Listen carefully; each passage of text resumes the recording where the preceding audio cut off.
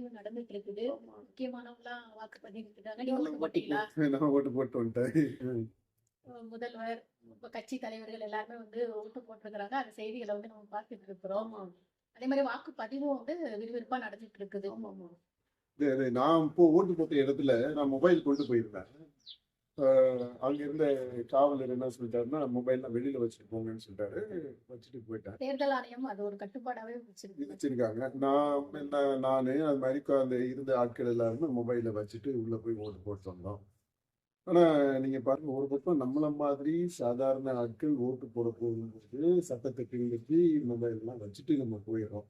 ஏன்னா உள்ள நடக்கிற விஷயம் வெளியில தெரியக்கூடாது அப்படின்றதுக்காக. ஏன்னா அது ஒரு முக்கியமான ஒரு புனிதமான ஒரு விஷயம். ரொம்ப சீரியஸ் மேட்டர். அது கான்ஃபிடென்ஷியலான இது. அது ரகசியமான விஷயம். அது வெளியில தெரியக்கூடாது அப்படின்றதுக்காக. ஆனா இந்த ஊடகங்கள் நீங்க பாருங்க, இவரு சிஎம் ஓட்டு போடுறது போய் அவர் வந்து அந்த பட்டனை ப்ரெஸ் பண்ற அந்த பூத் இருக்கு இல்லையா, இவிஎம் இருக்கிற அந்த இடத்து வரைக்குமே அவங்க நிற்கிறது வரைக்கும் காட்டுறாங்க. சினிமா நடிகர்கள் அப்படின்னா அது உள்ள நடக்கிற விஷயத்தை எல்லாத்தையும் காட்டுறாங்க. இந்த அரசியல்வாதிகள், சினிமா நடிகர்கள், இந்த செலிபிரிட்டிஸ் இவங்களுக்கு உள்ள ஆக்சஸ் எந்த அடிப்படையில் இந்த தேர்தல் ஆணையம் கொடுக்குது அப்படின்ற ஒரு கேள்வி. இப்போ நானு வயசான ஆளு பல தடவை ஓட்டு போட்டுட்டேன். இப்போ முதல் தடவை ஓட்டு போட வர்றவங்க இருக்கிறாங்க.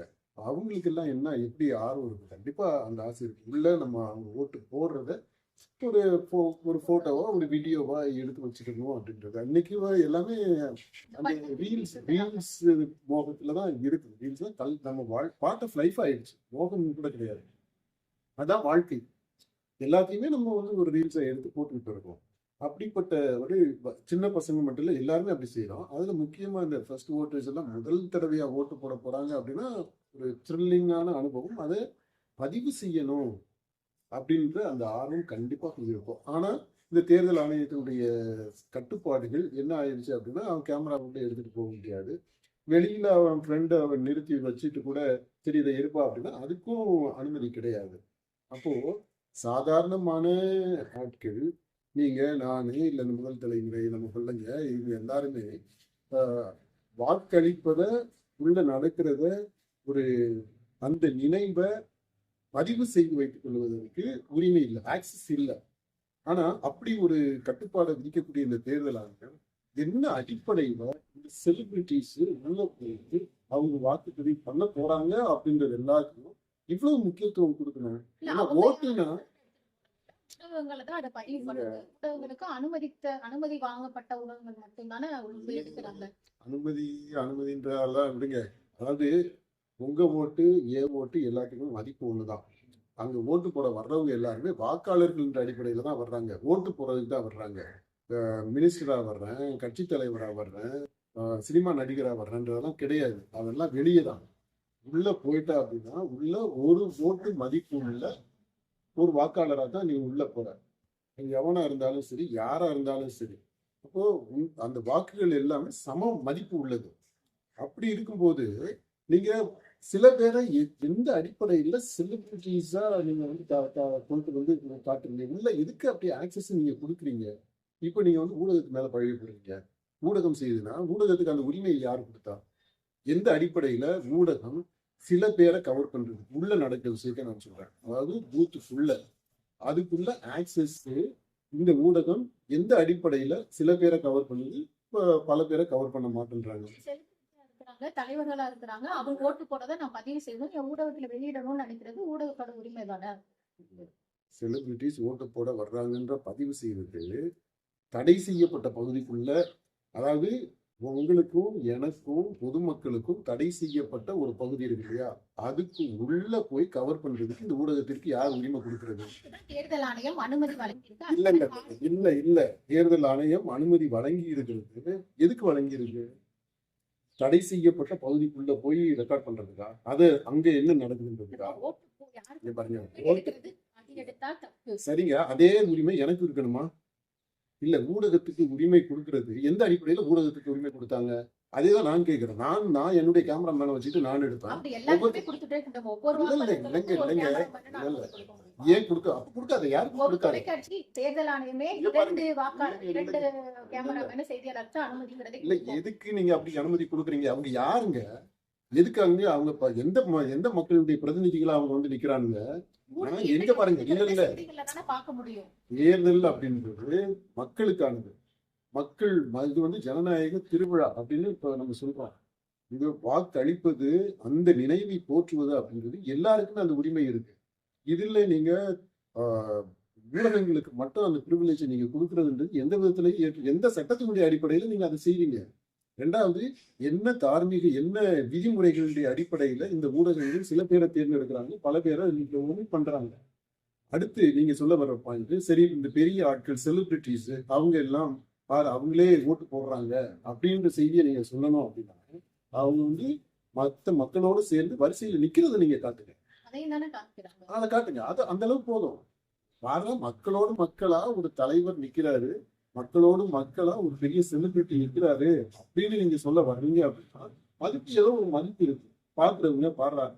என்னதான் பெரிய கட்சியினுடைய தலைவரா இருந்தாலும், என்ன பெரிய செலிபிரிட்டியா இருந்தாலும், அவன் வந்து சாதாரணமா மக்களோட ஒருத்தர் நிக்கிறாரு பாத்தீங்களா, அப்போ அவர் வந்து வாக்கு மதிக்கிறாரு, வாக்கு உரிமையை மதிக்கிறாரு, வாக்களிக்கிறத மதிக்கிறாரு, வாக்களிக்கக்கூடிய அந்த ஜனநாயகத்தை மதிக்கிறாரு அப்படின்னு அர்த்தம்.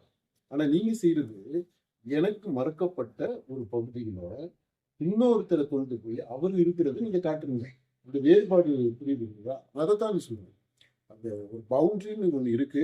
நீங்க சில கட்டுப்பாடுகளை விதிக்கிறீங்க அப்படின்னா அந்த கட்டுப்பாடு எல்லாருக்குமானதாக இருக்கணும், செலிபிரிட்டிஸுக்குமானதாக இருக்கணும், ஊடகங்களுக்கும் அந்த கட்டுப்பாடு பொருந்தும். ஊடகங்கள் விதி மீறி செய்யக்கூடாது. நீங்க சொல்றது நல்ல பாயிண்ட். அவங்க ஓட்டு போடுறத வரிசையில் நிற்கிறாங்க அப்படின்னா சூப்பர், அது நல்லதுதான். அதை நம்ம ஆதரிக்கிறோம். அதனால மக்களுக்கு ஒரு செய்தியை கடத்த முடியும். அதை நான் நம்புறேன். அதை நம்ம அதுல ஒன்றும் குறை சொல்றதுக்கு இல்லை. ஆனால் அந்த அளவுல நிக்கிறது இல்லையா, அதை தாண்டி போனதை பற்றி தான் நம்ம பேசிட்டு இருக்கோம். அதிலிருந்து பூத்துக்குள்ள போய் எடுக்கிறதுக்கும் அனுமதி கொடுத்தா அந்த வாசல்ல நின்னு எடுக்கிறாங்க. அது எல்லாத்தையும் கவர் பண்ற மாதிரி ஆயிடுச்சு. இல்லைங்க, வாசல்ல நின்னுதான், அதைத்தான் நானுமே சொல்றேன். வாசல்ல நின்று என் ஃப்ரெண்டு என்ன எடுக்கிறான் அப்படின்னா ஏன் நீங்க அலோ பண்ண இப்ப மாட்டேன்றீங்க? அதுதான் எல்லா ஊடகங்களுக்கும் அனுமதி கொடுக்கறது இல்லப்பா. ஒரு ஊடகம் 10 பேர் இருக்காங்கன்னா 10 பேருக்கும் அனுமதி கொடுக்குறாங்க. ஊடகங்களை நீங்க எந்த அடிப்படையில நீங்க தேர்ந்தெடுத்து அவங்களுக்கு அனுமதி கொடுக்குறீங்க அப்படின்னா அது வேற ஒரு இஷ்யூ.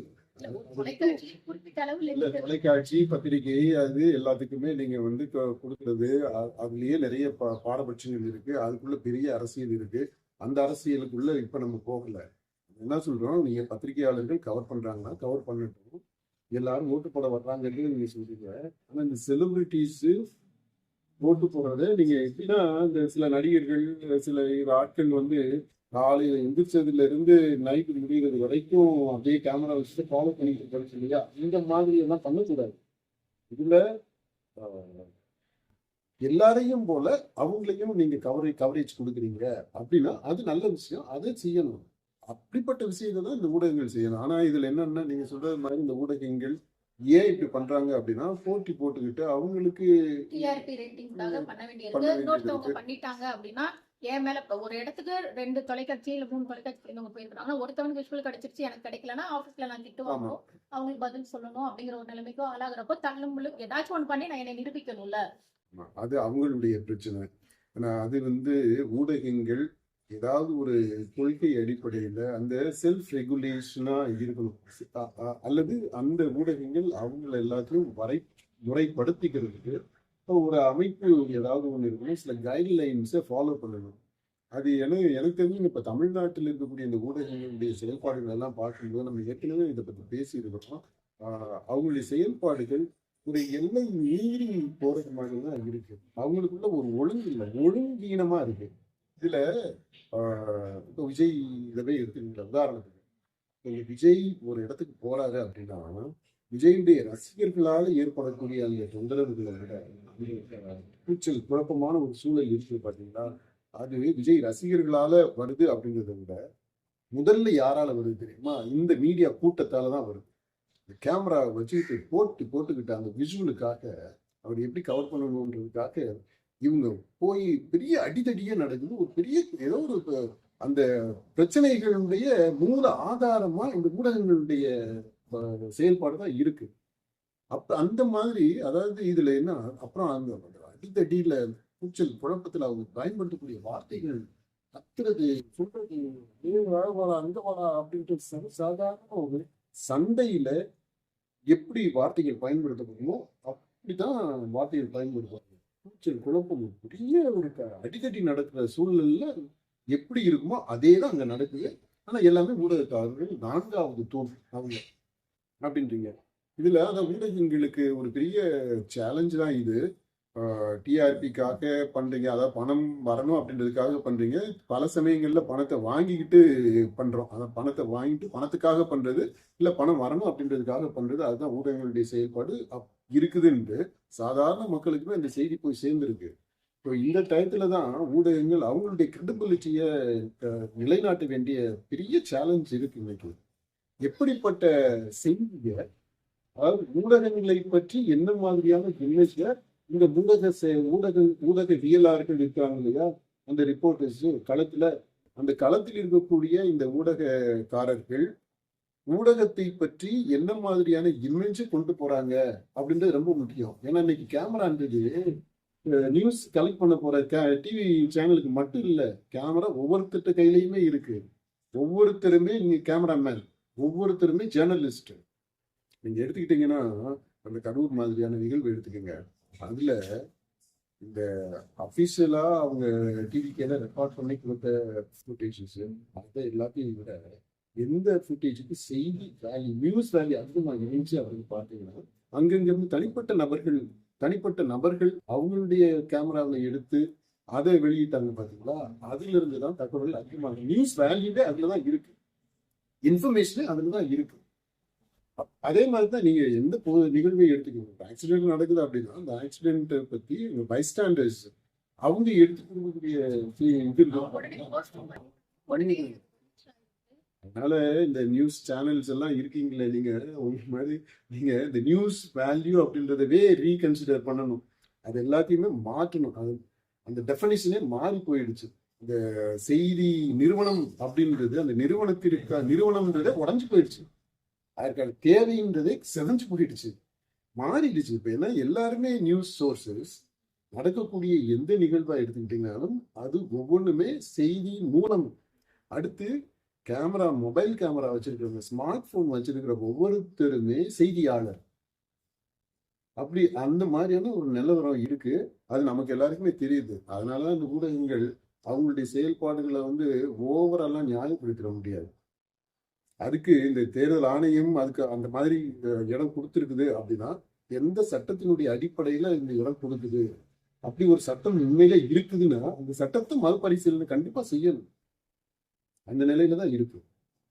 இப்போ சில பெரும்பாலான இடங்கள்லயுமே ஓட்டு போட்டுட்டு வர்றவங்க, இப்ப தலைவர்கள் இவங்க எல்லாருமே அதுக்கு ஸ்டாண்டு போட்டு வச்சிருப்பாங்க. அதுல மைக் போட்டு வச்சு பேட்டி எடுக்கிறது, அந்த மாதிரி விஷயங்களும் இருக்கு. அது அழகா நீட்டா தான் அந்த இதெல்லாம் இருக்குவாங்க, லைவ் பண்ணுவாங்க. அந்த மாதிரி விஷயங்களும் நடக்குது. அதங்க எல்லாமே கன்வென்ஷனலான ட்ரெடிஷனலான மெத்தட்ஸ் நீங்க சொல்லிட்டு இருக்கிறீங்க.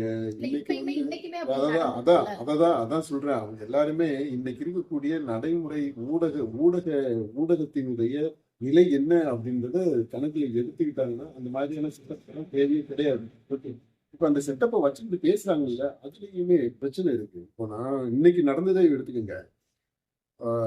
ஊடகங்கள் அது எப்படி இந்த மாதிரி ஒரு கேள்வியை கேட்க முடியும்? அதாவது மாற்றம் வருமா அப்படின்றது, அது எப்படி இப்படி கேள்வியை கேட்பீங்க நீங்க?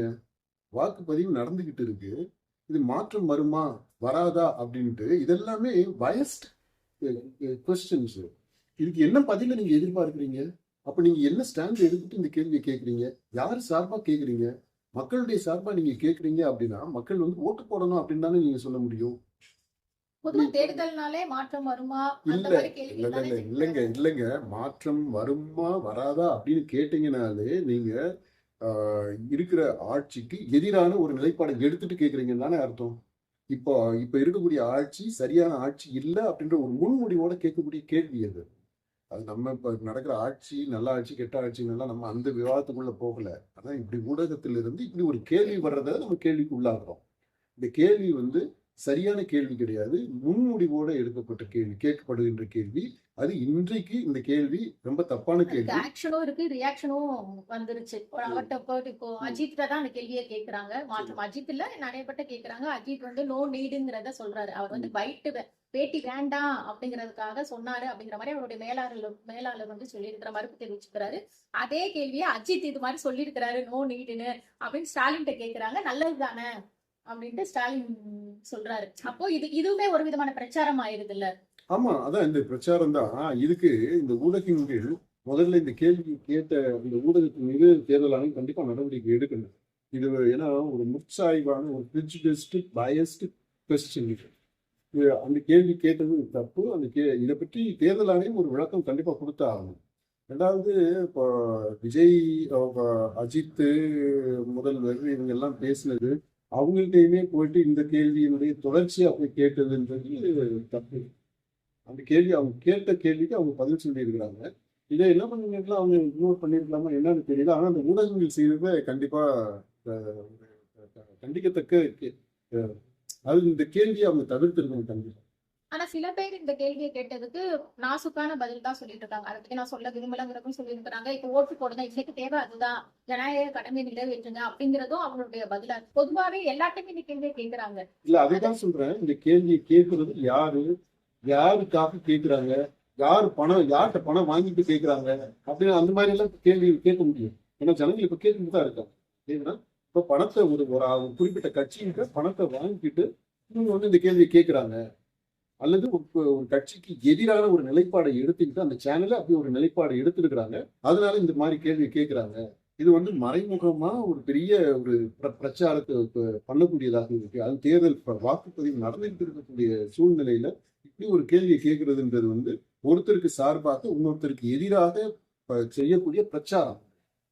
அப்ப இந்த 47 மணி நேரத்துக்கு முன்னாடி எதுவுமே பண்ணக்கூடாது தேர்தல் ஆணையம் சொல்லியிருக்கு. இது இன்னைக்கு வந்துட்டு இது மாதிரியான இது வர்றப்போ அது மக்கள் இப்ப அஜித்தே இப்படி சொல்லிட்டாருங்கிறது தவறா போறதுக்கும் வாய்ப்புகள் இருக்கு. இப்ப இதுலயே நீங்க பாருங்க, திரும்பவும் இந்த கேள்வி கேட்டது தப்புன்னு சொல்லிட்டோம். இந்த கேள்விக்கு பதில் அவர் வந்து நோ நீடுன்னு சொல்லியிருக்கிறாரு.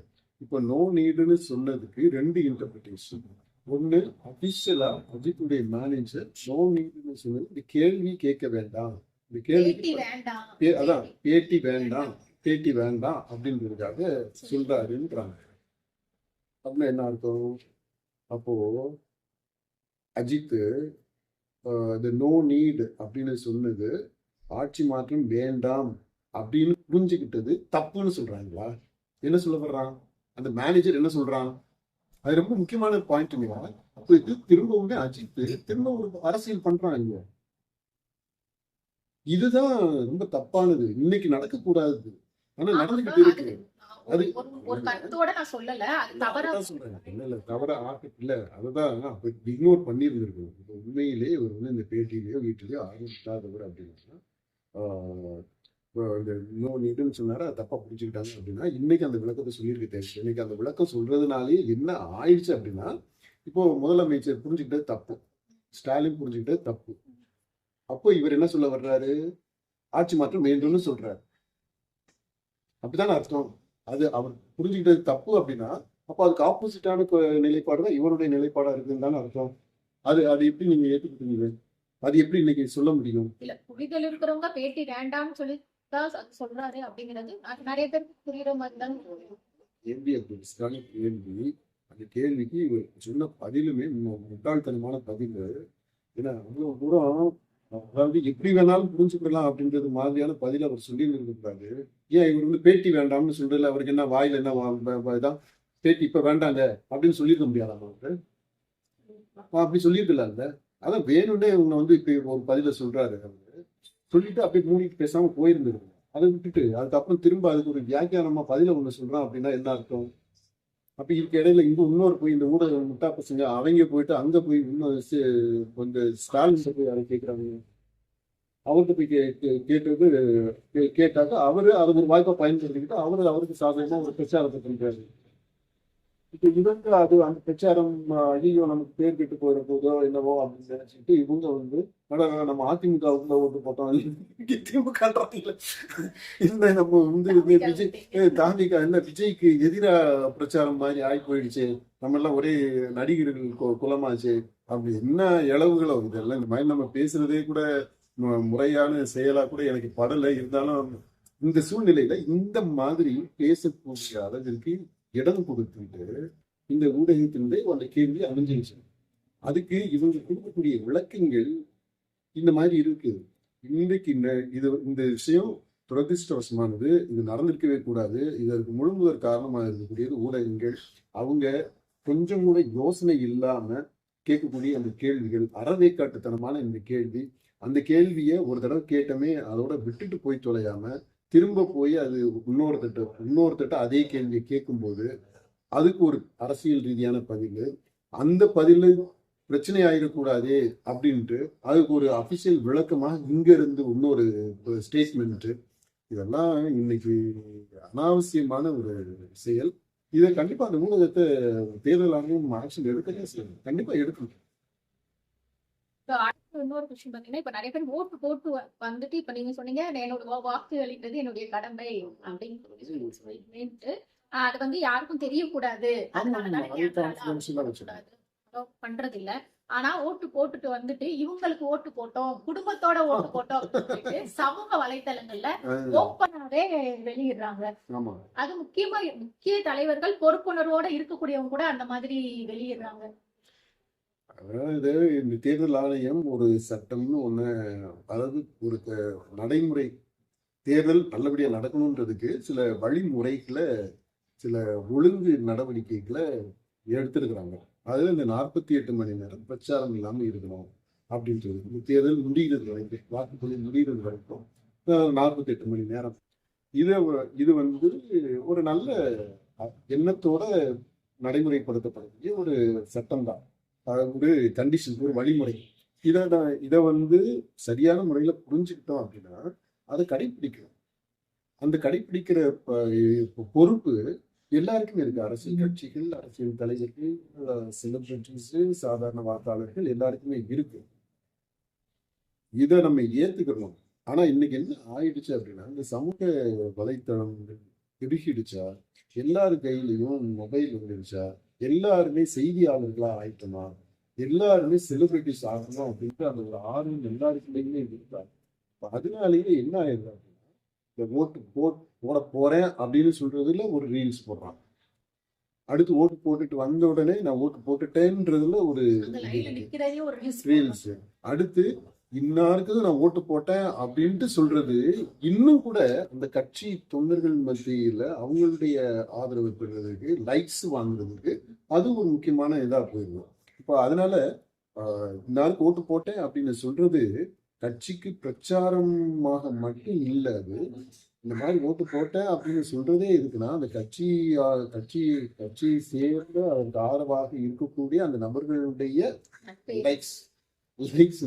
லைக்ஸுக்காக அதுதான் மெயினான. அப்புறம் பிரச்சாரம்ன்றது ரெண்டாவது போயிருக்கு. சில பேர் பிரச்சாரத்துக்கு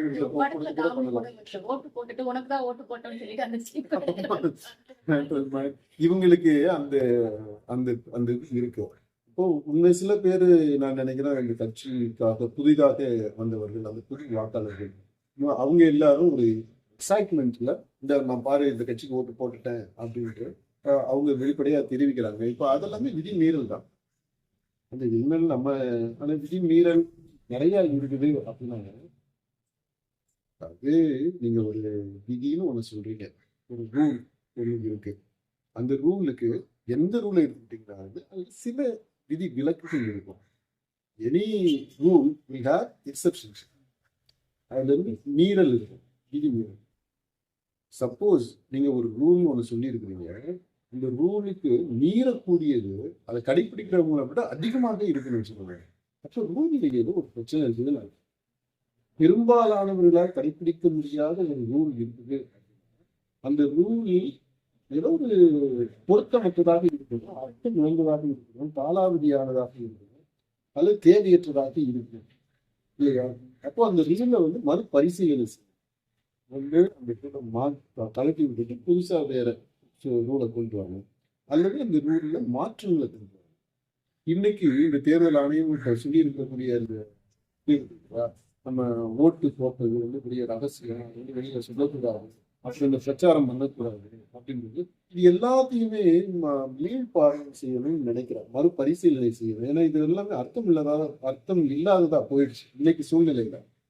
அதுக்கேற்றது மாதிரி இந்த சட்டங்கள் திட்டங்கள் எல்லாத்தையுமே மாற்றணும் அப்படின்றது ஒரு பெரிய தேவையாக இருக்கு. தேர்தல் ஆணையம் இதை சீரியஸா கணக்கில் எடுத்துக்கணும். அடுத்து அது வரைக்கும் இப்போ நடந்த இந்த விதிமீறல்கள் மீது ஆக்ஷன் கண்டிப்பா தேர்தல் ஆணையம் எடுக்கணும்.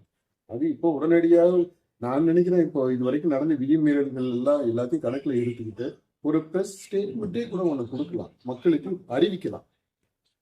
ஆனா இப்ப சில பேர் வந்துட்டு இப்ப நான் பார்த்த வரையிலையும் ரீல்ஸ், இன்ஸ்டா, இந்த யூடியூப் அதுல எல்லாம் ட்ரெஸ் கோடு, குறிப்பா தாவேகாவுடைய தலைவர் விஜயனுடைய ட்ரெஸ் கோடை போட்டுட்டு போறோம், அந்த ஒயிட் ஷர்ட் காக்கி பேண்ட் அத போட்டுட்டு போறோம், நாங்க தாவேகா போட்டு போறப்ப கூட இதான் நாளைக்கு எங்களுக்கு ட்ரெஸ் கோட் நேத்துல இருந்தே அதுவும் ஒரு விதமான trend. அந்த ட்ரெஸ் கோடோட போறவங்களை பாக்குறப்ப இந்த தாவேகாக்காரங்க அப்படிங்கறது கரெக்டா நோட்டீஸ் பண்ற மாதிரியும் இருக்கும். நம்ம ஆமா, அதனால இது காக்கி பேண்ட் வெள்ளை சட்டை அப்படின்றது தாவிகாவுக்கு எப்போ எழுதி கொடுத்த மாதிரி இல்ல. இல்ல, ஆனா இப்போ ஏன்னா அது வந்து காலங்காலமா பயன்படுத்தக்கூடிய காக்கி பேண்ட் வெள்ளை சட்டை அப்படின்றது ஒரு யூனிஃபார்மா, ஸ்கூல் யூனிஃபார்மாவே கூட இருந்தது முன்னாடி எல்லாம். நாங்க காலத்துலாம் காக்கி சட்டை, காக்கி பேண்ட்ஸ், வெள்ளை சட்டை அப்படின்றது. அதனால அதுல ஒன்றும் பெருசு இல்லை. இப்பவுமே இந்த நிறைய தொழிற்சாலைகள்ல அந்த காக்கி பேண்ட்ஸ் அப்படின்றது வந்து யூனிஃபார்ம் தான். அப்புறம் இந்த வேலை செய்யக்கூடியவங்க எல்லாரும் நீங்க பாருங்க, காக்கி பேண்ட் வெள்ளை சட்டை அப்படின்றது சரி சாதாரணமா அந்த ஒரு நீட்டான ஒரு யூனிஃபார்ம், உழைக்கும் வர்க்கத்தினுடைய யூனிஃபார்மாக இன்னைக்கு வரைக்குமே இருக்கு. டிராபிக் போலீஸ் எல்லாம் நீங்க பாருங்க, அவங்க எல்லாருமே காக்கி சட்டை, காக்கி பேண்ட்ஸ் வெள்ளை சட்டை போட்டுட்டு தான் இருக்காங்க. அதனால இப்ப டிராபிக் போலீஸ் போட்டுக்கிறது ஜெரிமா வந்து ஆமா அது மாதிரி இருக்கு. அதுதான் இப்போ அது போடுறது ஒன்றும் பிரச்சனை இல்லை. இந்த ட்ரெஸ் தான் இந்த கலர்ல போடணும், இந்த கலர் போடக்கூடாதுன்னு சொல்ல முடியாது. கருப்பு, சிவப்பு, வெள்ளை பேண்ட் ஷர்ட் போட்டுட்டு வந்தாங்க, நீங்க என்ன பண்ணுவீங்க? அதெல்லாம் கட்சி கொடியே கொண்டு வரக்கூடாது. அதான் திரும்பவும் அந்த யூஸ்லெஸ்ஸான ஒரு காலாவதியான அந்த ரூல்ஸை வச்சுக்கிட்டு தான் இந்த பிரச்சனை எல்லாமே வருது. இப்ப இவங்க இந்த யூனிஃபார்ம் போட்டுக்கிட்டு இந்த கட்சிக்கு ஓட்டு போட்டேன், இந்த கட்சிக்கு ஓட்டு போடுங்க அப்படின்னு சொல்றது பிரச்சாரமாகும். அது இப்ப இருக்கக்கூடிய விதிமுறைகளின்படி அது விதி மீறலாகும். நான் என்னுடைய இது என்ன அப்படின்னா, நீங்க இப்ப இந்த விதிமுறை இருக்குது அப்படின்னா அதை ஸ்ட்ரிக்டா இம்ப்ளிமெண்ட் பண்ணுங்க. இன்னைக்கு சூழ்நிலையில அந்த விதியை மீறியவர்கள் மீது ஒரு நடவடிக்கை எடுங்க. அதனால காலப்போக்குல இந்த விதியை மறுபரிசீலனை செய்யணும் அப்படிங்கிறதா நம்முடைய கோரிக்கையாக இருக்கு. ஏன்னா இது இந்த விதின்றது அர்த்தம் இழந்து போயிடுச்சு. அப்போ இந்த தலைமுறைக்கு இன்னைக்கு இருக்கக்கூடிய வாழ்க்கையின் சூழலுக்கு ஏற்றபடியாக இன்னொரு விதியை நீங்க கொண்டு வரலாம்.